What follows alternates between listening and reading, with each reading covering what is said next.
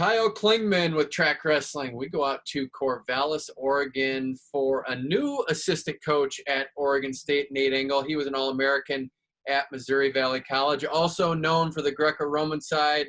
Went to Northern Michigan, but glad to have you on, Nate.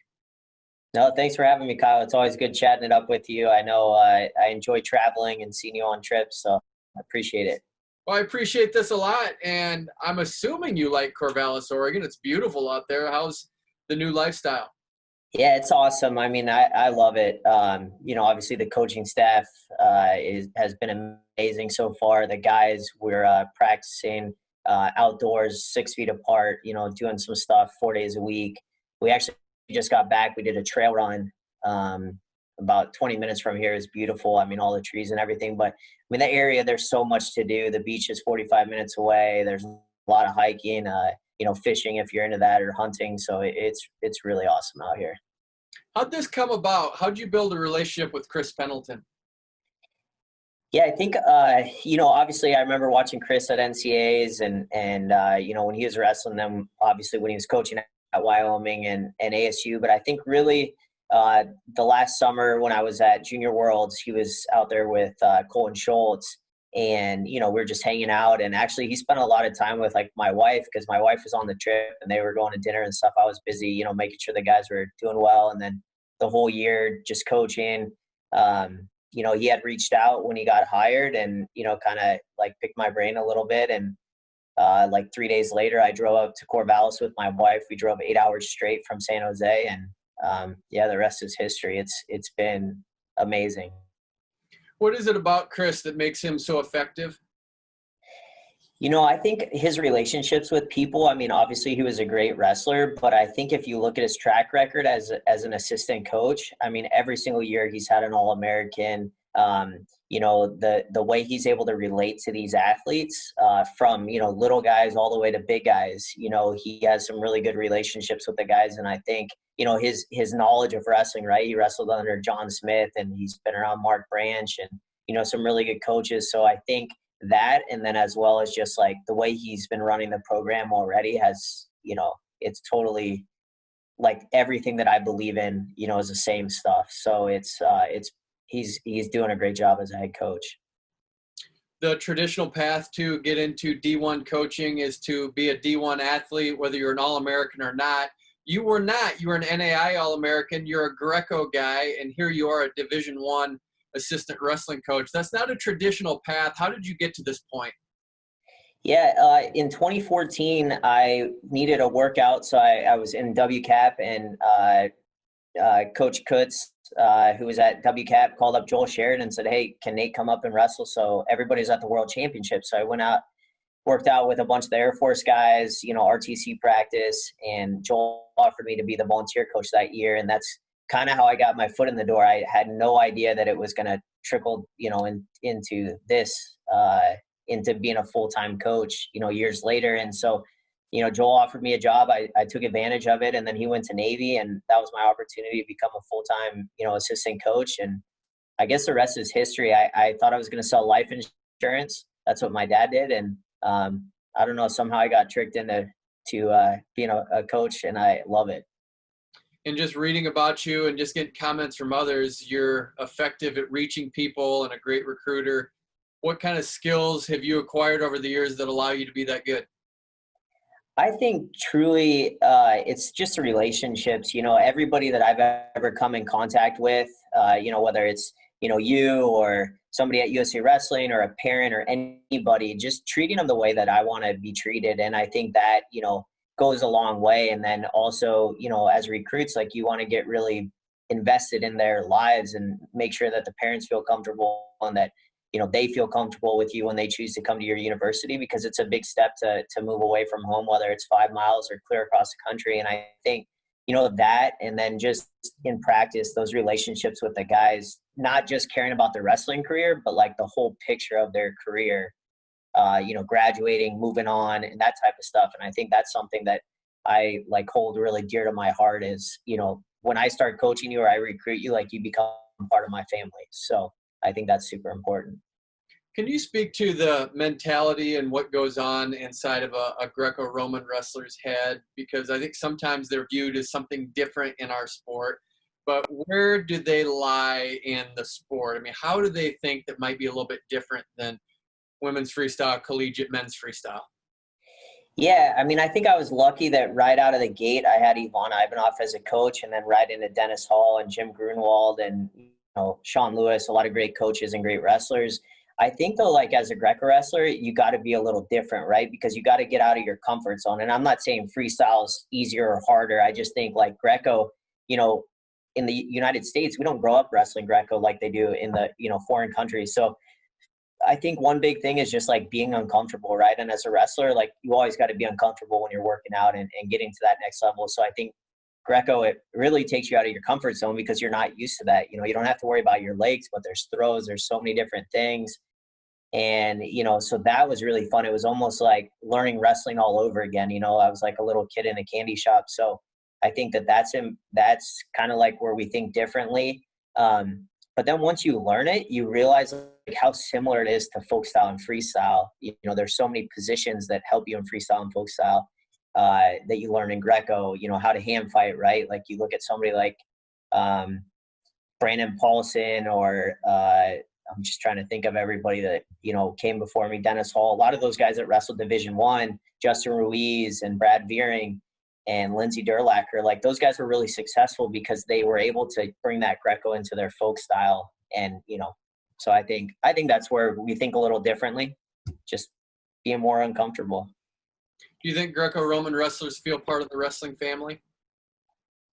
I'm sure that's like a touchy subject, but I think sometimes yes and sometimes no, right? Like I know there was a lot of stuff on social media over the last like couple of weeks, and I think that like UWW had just posted a really sweet throw, at the World Cup or something, and it was beautiful. It was, a guy slammed him, and people are going nuts, and like that's what Greco-Roman wrestling is. And so I wish the people in the United States also saw Greco-Roman as that. And Gary Mayab's been working really, really hard. We're in this group right now and trying to like figure out how to grow Greco in the United States. And I think once coaches and people out there see like how similar all this stuff is when they're coaching it, that, I mean, why wouldn't you as a club coach teach Greco to your guys? It's just going to help them in freestyle and folk style. It teaches you positioning, underhooks, 2-on-1s, all that stuff. And so it's all relatable. But yeah, I think sometimes we don't feel as loved, but at the end of the day, who are you doing it for? You don't need to please everybody. You just got to go out there and, do it for yourself, do it for your country.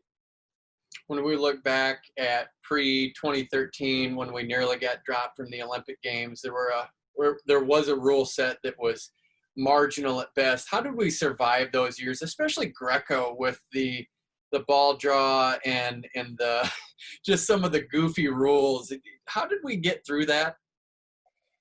I think because, it's just like life, right? Like every day you have a new challenge, and I think you just got to keep evolving. And I think that's what a lot of the guys in Greco did, is you just got to, hey, I remember wrestling, I think it was, 2013 actually, going to like 2 weeks or 3 weeks before, in between trials or nationals and trials, they changed it to a 6-minute match. And that was like perfect, right? 2 periods, not the 3-period stuff. And I think that was huge. But yeah, I mean, you just got to be ready. When you're overseas training, you don't always know what you're going to have to cut weight with. So you just got to be prepared to, get out of your comfort zone. And I think that's how a lot of the Greco wrestlers, when they were changing the rules, but I think they're for the better. There's been a lot of points scored at the last few world championships. And sure, when you get 2 of the best guys in the world, right, sometimes it can kind of look like a chess match. It's no different than when we watched Dake and Chamizo wrestle, last weekend. Like, wasn't the most exciting match, but they're 2 of the best guys. They're not going to, score 1,000,000 points. They're good.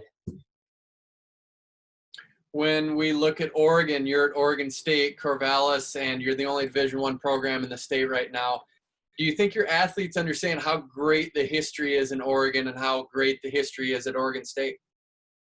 I think some of them do. I think that like the history and tradition of Oregon State wrestling, the guys currently here know about. I think the recruits, they're figuring that out. But I mean, you look at, I think you guys just put out an article about, 2 of the best clubs in the country that were, when I was growing up, that they were producing Oscar Wood and Les Gutchis and, these different wrestlers that, were winning, world medals or, going on to the next level. So I think that now they're figuring it out, because we were talking about it today with the guys that, hey, like there's a huge tradition of Greco wrestling, freestyle wrestling. Like, they've placed in the top 5 many times as a team in the NCAAs. So, they're figuring it out. I think that, guys, different services like yours where guys can really, and the girls can listen and hear about the history of wrestling is super important. So, I think that's really good. I remember Troy Steiner when he was there saying that Oregon State was in a good position because it had been endowed and they had done some really good things to get it set up. Do you feel like you're in that position now? I know you're a rookie assistant coach there, but do you feel like Oregon State's solid? Yeah, 100%. I mean, Dan Bartholomew, who's our assistant AD, I mean, the guy's from Pittsburgh. He loves wrestling. I mean, he comes in our office almost every day, to chit chat about just what's going on in wrestling. And, he's kind of on that front part of, the NCAA. And I think our admin really supports wrestling. The town of Corvallis really supports wrestling. The state of Oregon. I mean, like you said, there's only one Division I program, but yeah, I mean, I think we're fine. I mean, the former staff and the staff before that, that raised all the money for the endowment is huge. We're in a really scary time right now with Division I athletics, really all college athletics with COVID going around. So, I think every day as a coaching staff, we wake up super blessed that, we're able to still survive and just keep working like nothing else is going on.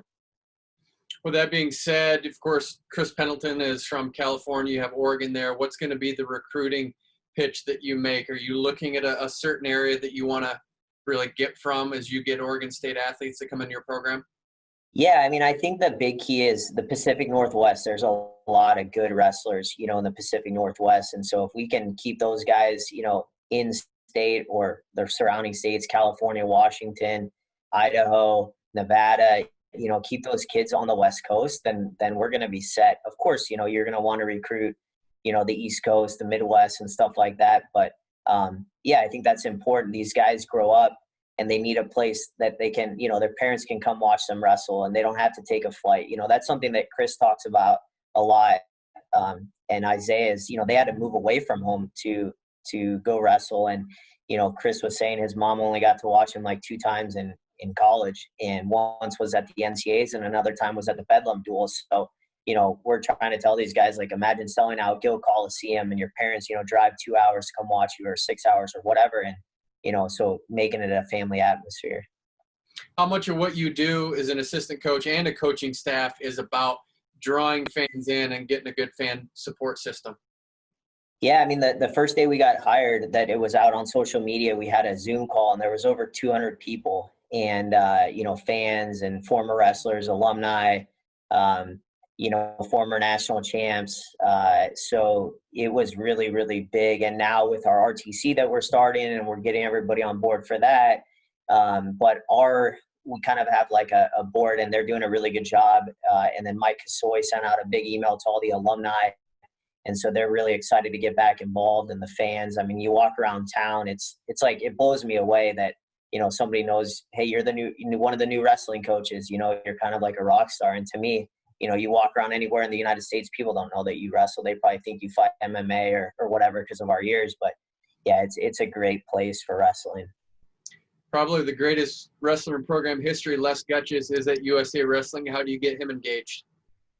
Yeah, so I was lucky, and I think Chris as well. I've been really close with Les for a long time. I would say over the last 3 years, I've been to so many foreign countries with Les. And when we were in Kazakhstan, actually, the guy, he's got to eat however many 1,000 calories a day to keep lifting. And I had all these bars, and he kept eating them the whole time we were in Kazakhstan. And so we've become really close. And I probably talk to him at least once a week and, pick his brain a little bit about the area and, people to reach out to and old alumni. So, I mean, he's ready. He loves being back involved. And obviously he's busy with USA Wrestling and all that stuff, but he's, very happy to help. And then,